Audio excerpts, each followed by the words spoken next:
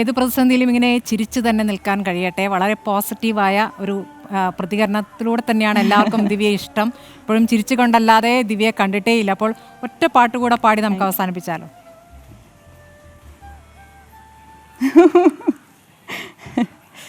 അടുത്തൊരു പാട്ട് ഞാൻ പറഞ്ഞ രണ്ടാമത്തെ പാട്ട് ഒരു താരാട്ട് പാട്ടാണ് ശരിക്കും.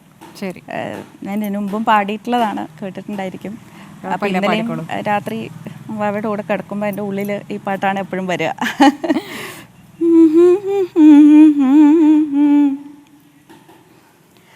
കണ്ണനെ കണി കാണാൻ, കണ്ണൻ്റെ കളി കാണാൻ, കണ്ണടച്ചുറങ്ങേണം എൻ മലർ, കണ്ണടച്ചുറങ്ങേണം.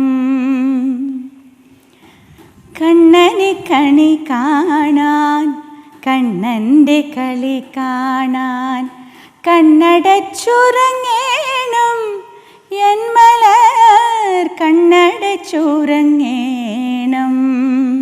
വളരെ നന്നായിട്ട് ദിവ്യ. എന്തായാലും ഒന്നുകൂടി വിഷു ആശംസകൾ വീട്ടിലെല്ലാവരോടും പറയും.